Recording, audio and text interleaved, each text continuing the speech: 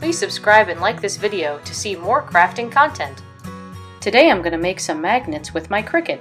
The materials you'll need are the weatherproof sticker paper from Online Labels, the 30mm magnet sheets I got from Amazon, these are 8x10 inch sheets, and Oraguard 215 laminating film. This is an 8.5 inch roll. First we're going to open up Cricut Design Space and create a square. Unlock your sizes and make the width 6.75 by the height of 9.25. This is your maximum printable area. Then you want to add in whatever designs you're doing. It could be from the Cricut Access images or any images that you already have yourself. Today I'm making my Crater Lake and Yosemite National Park magnets. Once these are in, I'm going to resize these to be 4 inches. And I want them to fit within the gray box that we've created. Depending on what your shapes are and how many things you're putting in there, you might have to be creative with your spacing. When you're happy with your placement, you want to hide the gray box. Then you want to highlight your images and hit Attach. This acts as a group and saves your layout arrangement. Then save and hit Make It. Now this is your printing preview, and if you're happy with it, hit Continue. This brings you to the print screen. Go ahead and hit Print and uncheck Add Bleed, and make sure you check Use System Dialog. Depending on your computer and your printer, the next screen could be different, but you want to make sure that you set it to best printing quality. Your sticker paper into the printer. You want to make sure that the good side, the side that prints on, is facing down in the tray. So the backing with the cut slit is face up in the tray. This can be kind of confusing at first. It's always a good idea to do a test sheet before doing a big batch of printing. Now that that's printed, I'm going to want to have my scissors and my felt edge scraper. This is a super cheap and super helpful tool to have.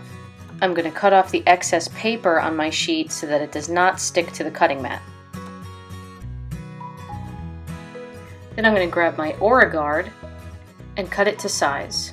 Since this is an 8.5 inch roll, sometimes this can get a little funky, but more often than not I have excess over my registration marks. This is okay though, because it's a matte finish, it's not going to affect the scanning of the registration marks. Once you figure out your size, you're going to want to cut.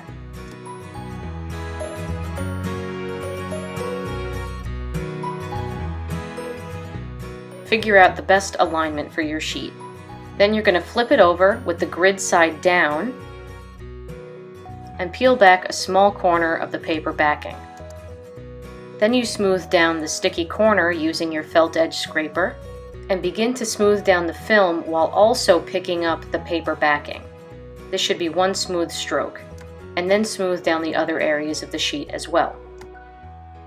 Using the felt side doesn't do a great job at getting it done, so then you flip over your scraper and use the hard edge. You want to use hard and consistent pressure for smoothing out everything on the sheet.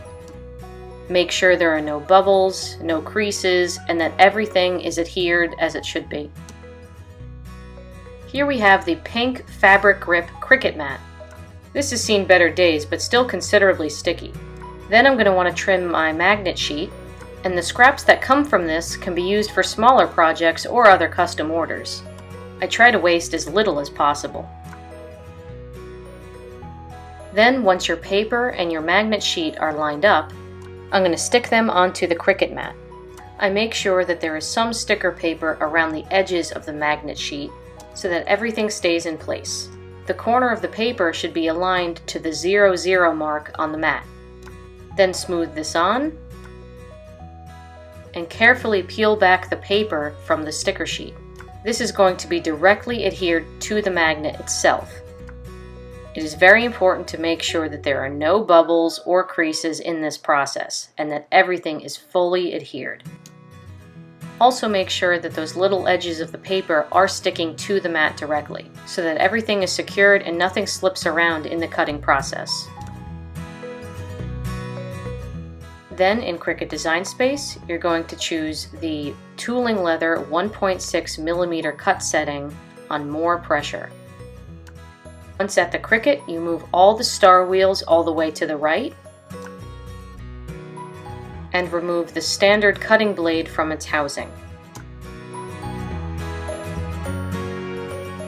This will be replaced with the knife blade, which is only compatible with the Cricut Maker. You have to purchase this blade separately and usually retails for around $50.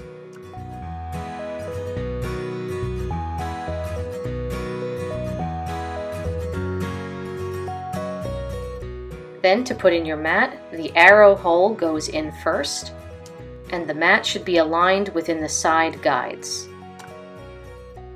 Once this is all set, you're going to want to hit the feed button, and when that's done, hit the blinking Cricut button. For the tooling leather setting, it will go through 6 cutting cycles, so this will take a little bit of time. Now that it's out, I'm pretty happy with how the cut turned out, and I love the matte finish. It gives it a real professional quality. Now peel the whole thing off the mat,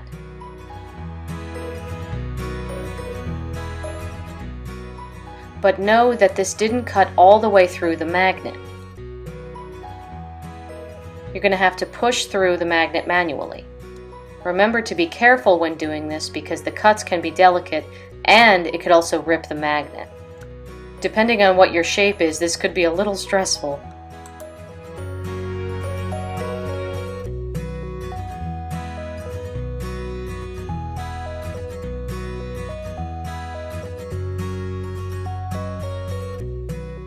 These came out great, but some of the edges are a little rough.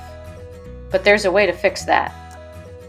To solve this problem, I use a razor and finely go over the edges with it. This is dangerous, because you're using a blade, so be careful. But when completed, these are beautiful and durable magnets. Let me know if you have any questions in the comments below. Thanks for watching! Please subscribe and like this video to see more crafting content. Check out our shop to see stickers, magnets, decals, ornaments, customs, and more.